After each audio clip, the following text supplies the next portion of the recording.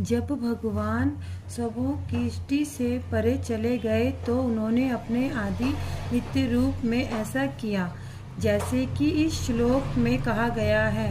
उन्होंने सशरीर प्रयास किया, उन्होंने अपना शरीर छोड़ नहीं जैसे कि वृद्ध आत्माएं सामान्य रूप से गलती से समझाती है। यह कथन उन श्रद्ध विहीन अभागों के इस मिथ्या प्रचार को झुठला देता है कि भगवान सामान्य वृद्धात्मा की तरह दिव्यगत हुए। भगवान इस जगह से अविश्वासी असुरों का अनुचित भार हटाने के लिए प्रकट हुए थे और ऐसा करने के बाद संसार की दृष्टि से ओझल हो गए। जय श्री कृष्णा। जो आत्म योग की नश्वर लीलाओं के लिए उपयुक्त है, यह जादू की शक्ति दिखाते हुए लिया गया था। वह आश्चर्यचकित था और उसे अपनी सुंदरता पर गर्व था और उसके पैर उसके शरीर के सबसे सुंदर आभूषण थे।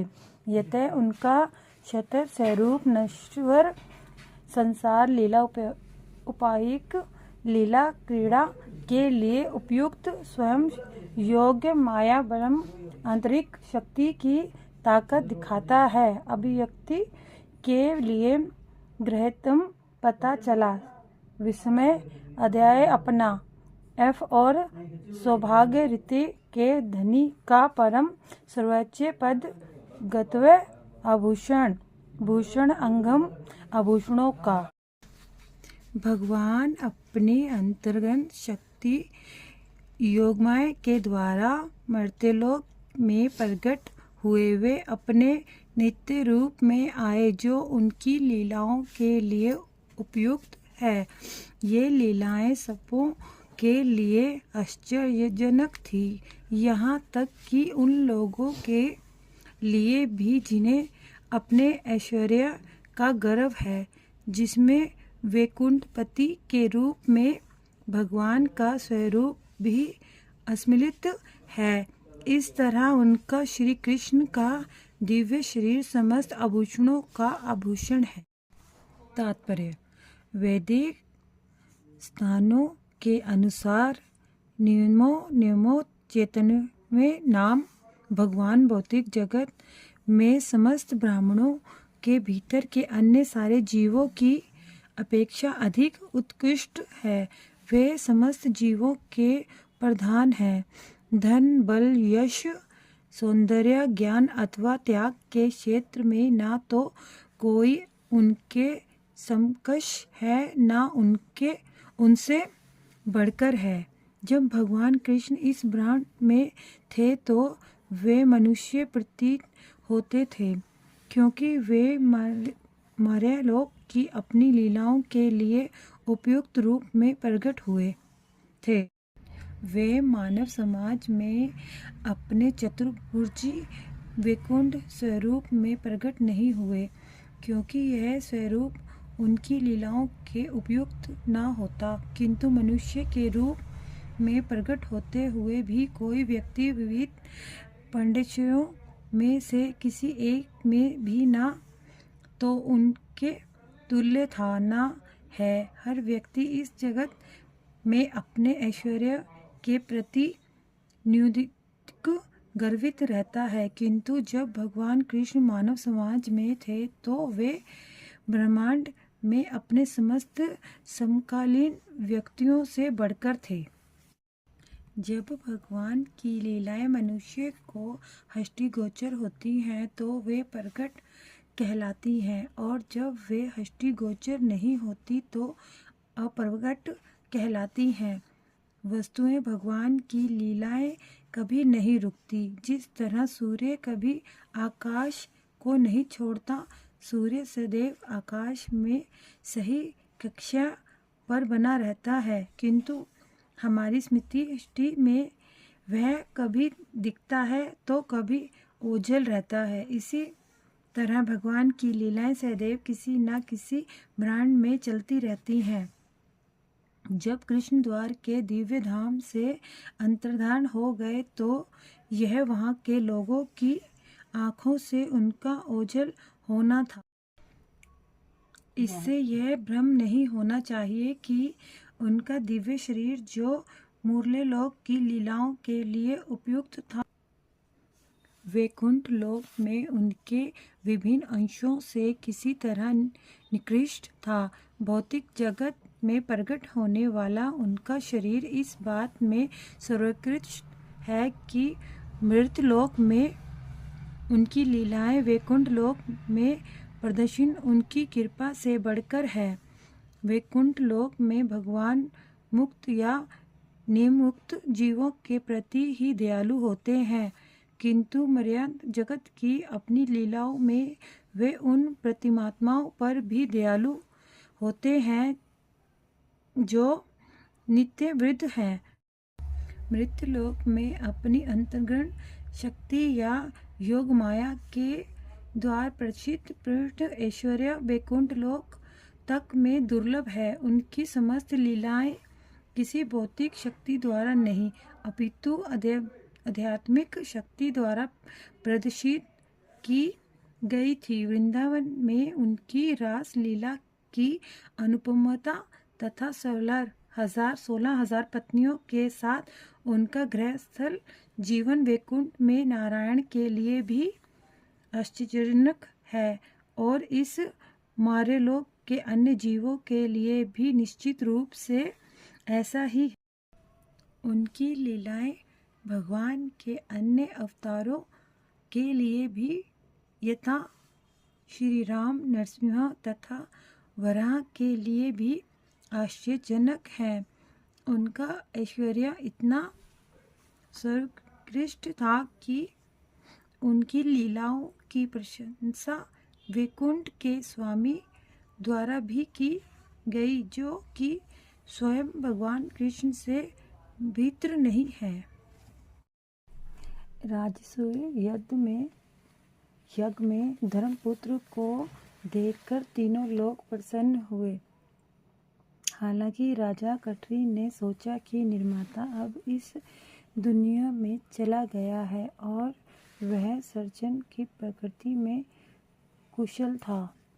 यथा जो रूप धर्म सुनो महाराज युधिष्ठिर का चमगादड़ निश्चित रूप से राजसूय यज्ञशाला में राजसूय निश्चित देखकर दृष्टि समस्तन्यम सुंदर त्रिलोक तीनों लोकों में से कैटरीन और पूरी तरह से इस तरह से आज इस ब्रह्मांड के भीतर गतम पार करके विधातु सृष्टिकर्ता ब्रह्म का अवतार सृष्टि की भौतिक दुनिया में प्राचीन मानव कौशल दक्षता इति इस प्रकार माना। महाराज युधिष्ठिर द्वारा संपन्न किए गए राजसूय यज्ञशाला में उच्चतर मध्य तथा अधोलोकों से सारे देवता एकत्र हुए। उन सबों ने भगवान कृष्ण के सुंदर शारीरिक स्वरूप को देखकर विचार किया कि वे मनुष्यों के साष्टा ब्रह्म की चरम कौशलपूर्ण सृष्टि है। तात्पर्य: जब भगवान श्री कृष्ण इस जगत में वर्तमान थे तो उनके शारीरिक स्वरूप की तुलना करने वाली कोई वस्तु नहीं थी। भौतिक जगत के सुंदरतम पदार्थ की तुलना नीले कमल से या आकाश में पूर्ण चंद्रमा से की जा सकती है, किंतु कमल तथा चंद्रमा भी कृष्ण के शारीरिक सुंदरता के समक्ष परिचित हो जाते थे, जिसकी पुष्टि ब्रह्मांड के सबसे सुंदर परिणामों आर्था देवताओं द्वारा की गई। देवताओं ने सोचा कि उन्हीं की तरह भगवान कृष्ण भी ब्रह्मांड द्वारा सृजित हुए हैं, जबकि तय यह है कि ब्रह्मांड का सृजन भगवान कृष्ण द्वारा हुआ। भगवान के दिव्य सौंदर्य का सर्जन करना ब्रह्मांड की शक्ति में ना था। कोई भी व्यक्ति कृष्ण का स्पष्ट नहीं था, प्रत्युत वे हर एक के श्रेष्ठ हैं। भागवत गीता में कहा गया है, यह स्वरसत प्रभावों मत सर्व पर्व तीर्थ। वे उसके प्रति स्नेह से अभिभूत थे, हंस रहे थे और चंचलता से उसकी ओर देख रहे थे। ब्रज की स्त्रियां, जिनकी आंखें भगवान पर टिकी थी, अपने बाकी कर्तव्यों में लीन रही।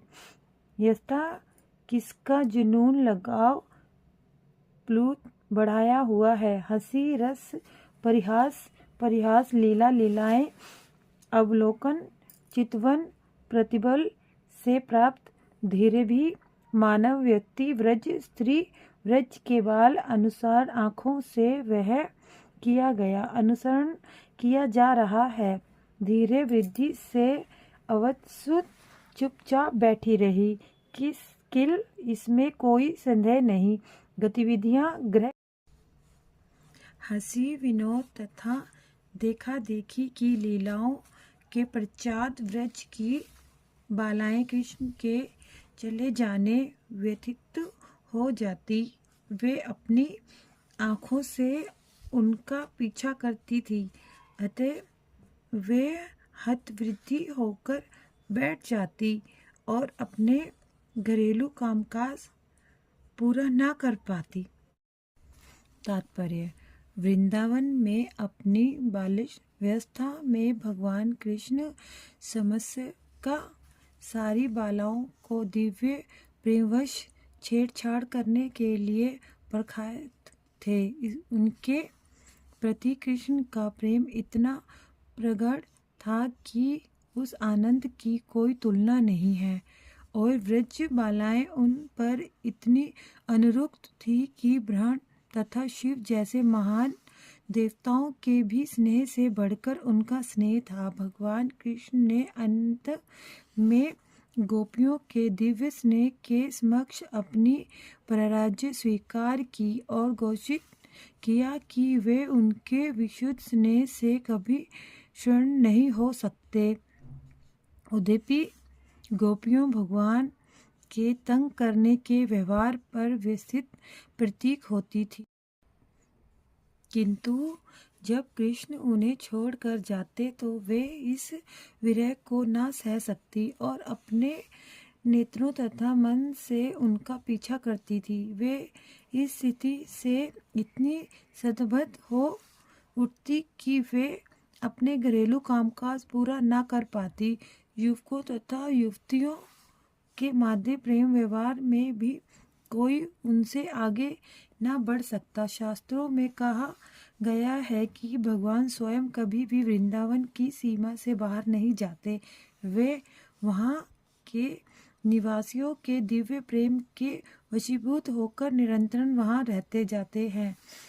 इस तरह यद्यपि आजकल वे हष्टिकोण नहीं है, किंतु वे क्षण भर के लिए भी वृंदावन से दूर नहीं जाते।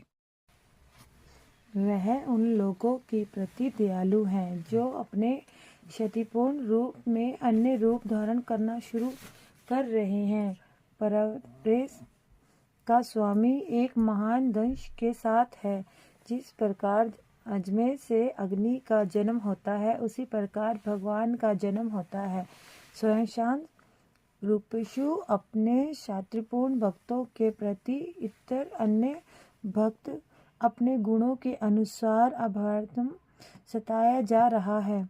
दयालु आत्मा स्वरूप दयालु भगवान अन्य निमित्त आध्यात्मिक और भौतिक ईर्षा नियंत्रण महत्व अंश युक्त महान तात्विक अंश के साथ नमस्ते निश्चित रूप से अजय माँ भी उदात्त जाति से उत्पन्न होता है। भगवान उदाहरण के लिए मानो अगित अंग आध्यात्मिक तथा भौतिक सृष्टियों के सर्व दयालु नियंता भगवान आजमा है, किंतु जब उनके शांत भक्तों तथा भौतिक गुणों वाले व्यक्तियों के बीच संघर्ष होता है तो वे महत्व तत्व के साथ उसी तरह जन्म लेते हैं जिस तरह अग्नि उत्पन्न होती है। तात्पर्य: भागवत भक्त स्वभाव से शांत होते हैं, क्योंकि उनमें कोई भौतिक लालसा नहीं होती। मुक्तात्मा लालसारहित होता है, अतएव उसे शोक नहीं होता। जो व्यक्ति कुछ संपत्ति पाना चाहता है और जब वह उसे खो देता है तो वह भी शोक करता है। भक्तों के भौतिक स्मृति के लिए अथवा आध्यात्मिक मोक्ष के लिए कोई लालसा नहीं होती कि वे कर्तव्य के रूप में भगवान की दिव्य प्रेम भक्ति में स्थित होते हैं और वे इसकी परवाह नहीं करते कि वे कहाँ हैं अथवा उन्हें किस तरह कार्य करना चाहिए। कमी ज्ञानी तथा योगी सभी कुछ ना कुछ भौतिक या आध्यात्मिक संपत्ति के लिए लालसी रहते हैं।